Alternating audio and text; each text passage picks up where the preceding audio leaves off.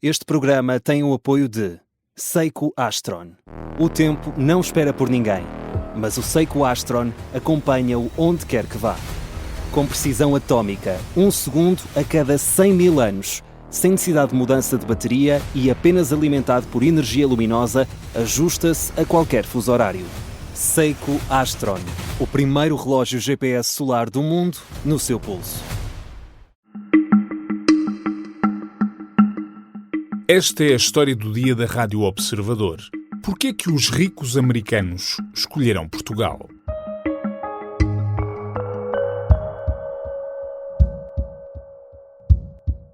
I have lived and traveled all over the world and currently live in Portugal, and I just had the most "we don't live in Kansas anymore" moment I have ever had. Estamos a ouvir Stacey Ennis, uma escritora americana que vive em Portugal há 7 anos.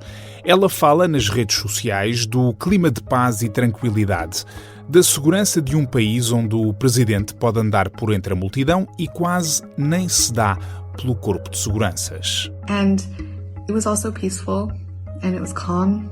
Yeah, we're not in Kansas anymore. É provavelmente o maior atrativo de um país onde o número de residentes oriundos dos Estados Unidos aumentou muito nos últimos 2 anos.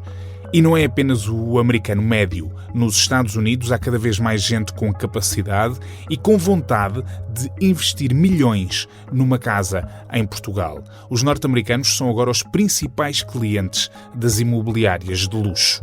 E nós hoje vamos perceber porquê. Eu vou falar com a jornalista da secção de lifestyle do Observador, a Samia Fiates, que visitou várias casas, mesmo à medida destes clientes, e vou perguntar-lhe quem são os novos residentes, porquê é que escolheram Portugal, quanto é que estão dispostos a pagar e o que é que não dispensam na casa de luxo portuguesa. Eu sou o Pedro Benevides e esta é a história do dia de segunda-feira, 29 de junho.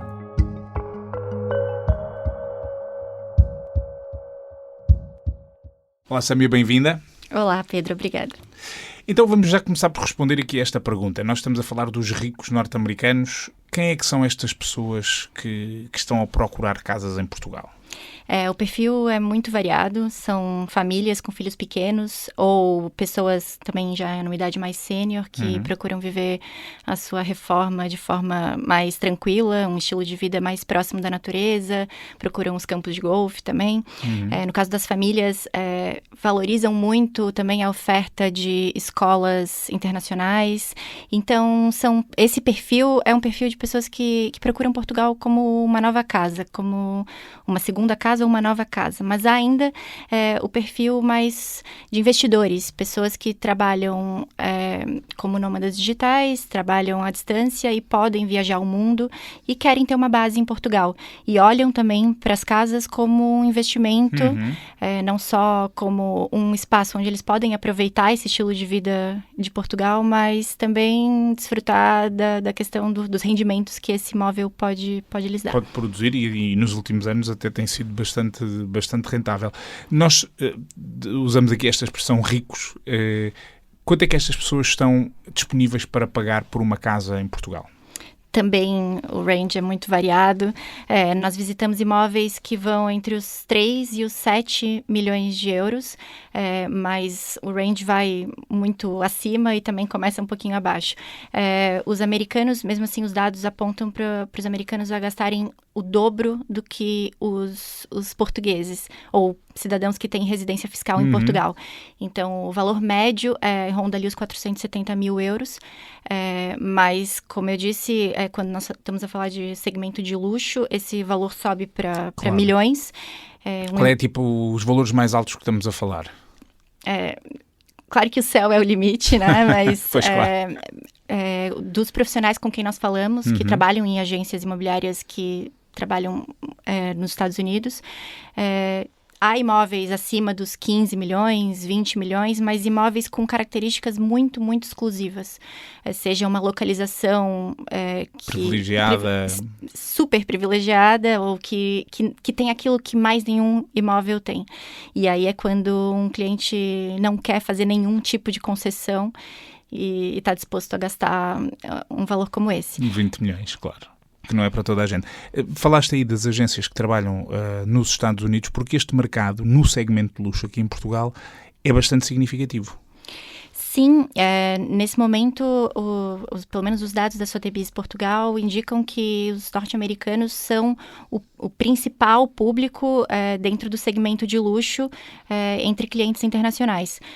Representa 44% dos clientes do segmento de luxo. Daí o investimento nesse mercado, que, quer dizer, não é... Nós já vamos ouvindo falar há alguns anos dos norte-americanos a olharem com interesse para Portugal, mas isto já dura, de facto, há alguns anos, portanto, não parece ser uma moda apenas, parece ser uma coisa já que veio para ficar. Sim, é algo que já vem ali desde depois da pandemia. Muitos profissionais com quem nós falamos citaram isso, que a pandemia foi também um marco para a procura dos norte-americanos por Portugal, e valorizam, e agora falando um pouquinho daquilo que eles valorizam, né, eles valorizam muito a segurança que Portugal oferece.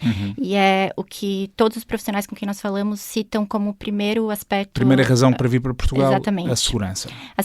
Que é uma segurança que os clientes consideram que o dinheiro não compra. Que podem andar na rua, levar seus filhos para a escola sem a preocupação que tem nos seus países de origem. E depois isso está associado a um custo de vida muito abaixo do custo de vida que essas pessoas têm nos seus países de origem, e agora falando nos Estados Unidos. Além disso, também olham para Portugal como um bom destino para investimento a médio e longo prazo. Então, associam essas duas coisas, o estilo de vida... Engraçado, porque estamos a falar de pessoas que têm rendimentos bastante elevados, mas também gostam de ir a um restaurante e pagar menos do que aquilo que estavam à espera. Exatamente.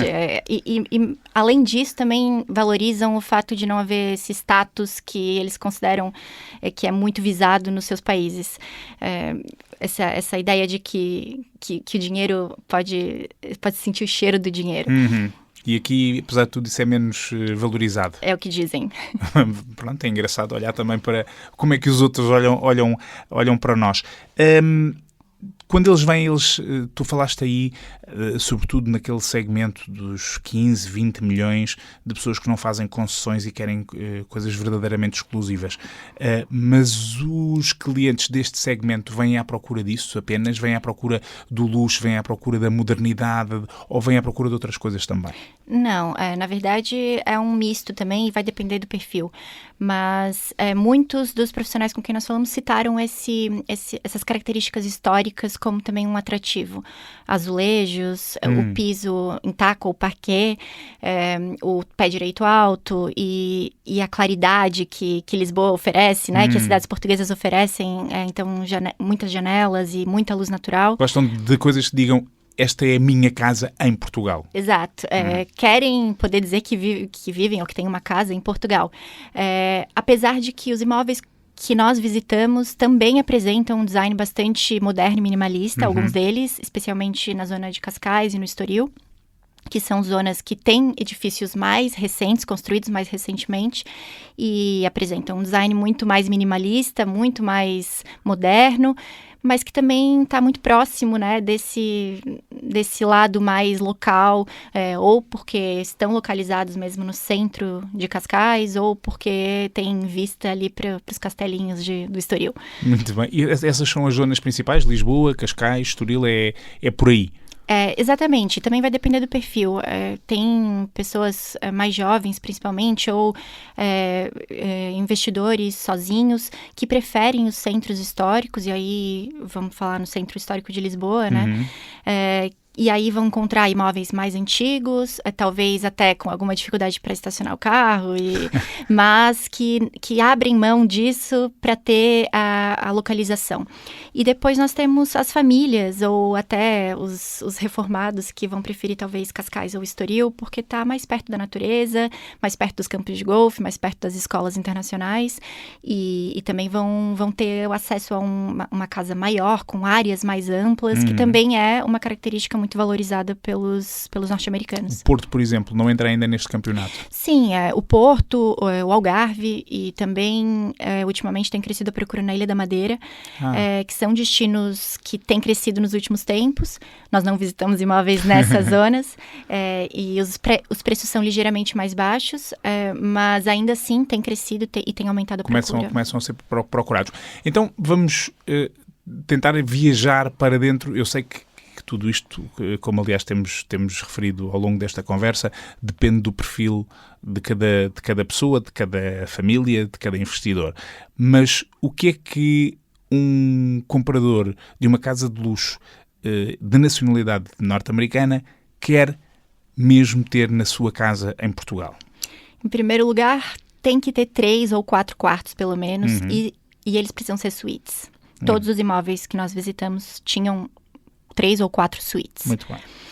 Depois, áreas amplas, ou pelo menos uma sala e uma cozinha grandes.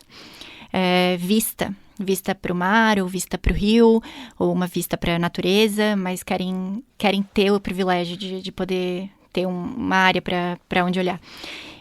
A localização é uma prioridade também.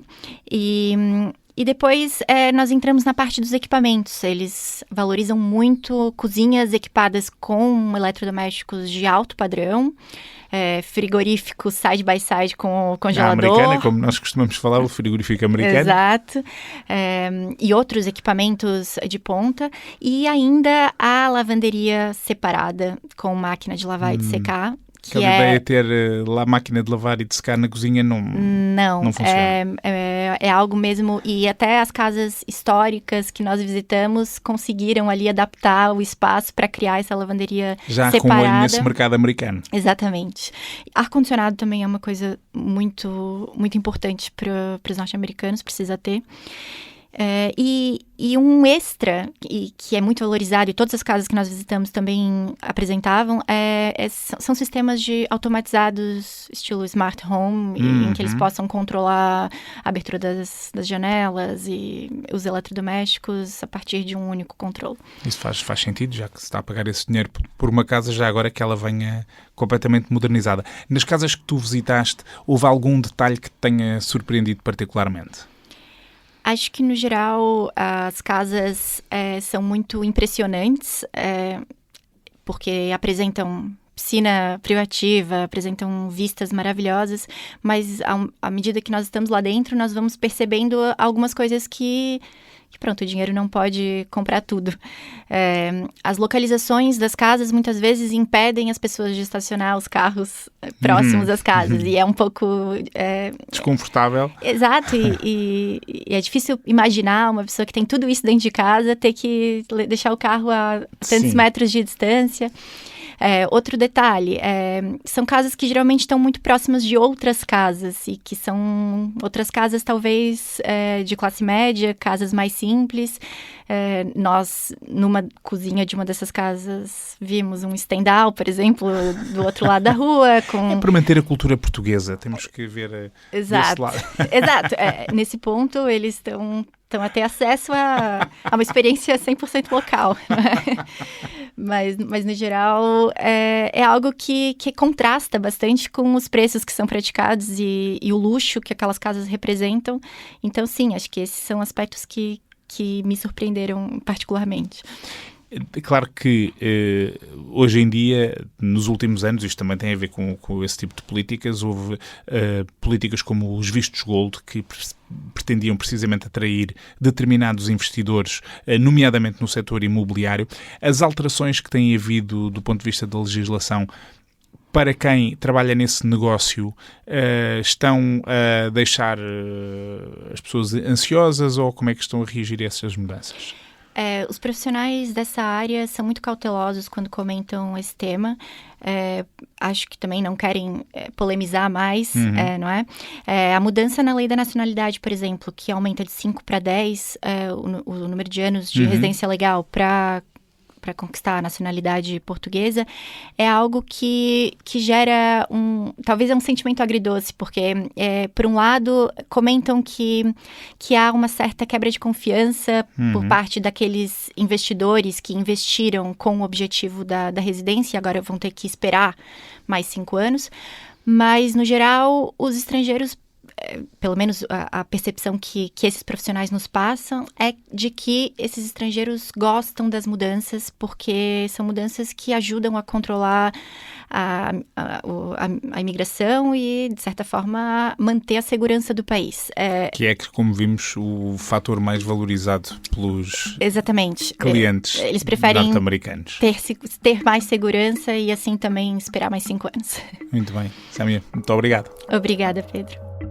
Eu conversei com a jornalista de lifestyle do Observador, a Sâmia Fiates, que no artigo que escreveu para o Observador também perguntou sobre o efeito que estas casas e estes preços e estes clientes podem ter no mercado de habitação em Portugal. Há vários anos a sofrer uma crise de oferta e de preços proibitivos. Sem surpresa, quem vive deste negócio prefere destacar os números de um investimento crescente que permite reabilitar património e também ajuda a economia. E lembrar que neste segmento as casas que se compram e vendem nunca seriam propriamente para o bolso da classe média em Portugal. Esta foi a história do dia. A sonoplastia do Tomás Ferreira, a música do genérico é do João Ribeiro. Eu sou o Pedro Benevides. Até amanhã.